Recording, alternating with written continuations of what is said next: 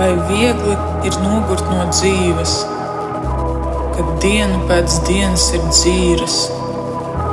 Vai viegli ir aiziet no pasaules, kad šķiet nav, kas prieku nes? Vai viegli ir sākt dzīvot no jauna, kad jāatsakās no visa glaunā? Vai viegli ir mīlēt un mīlētam būt, kad sirds arvien mazāk prieku jūt? Vai viegli ir darīt darbu, ko mīli, ja atslābt nevar pat uz brīdi? Vai viegli ir ļauties izmaiņām, atgriezties uz mājām īstajām?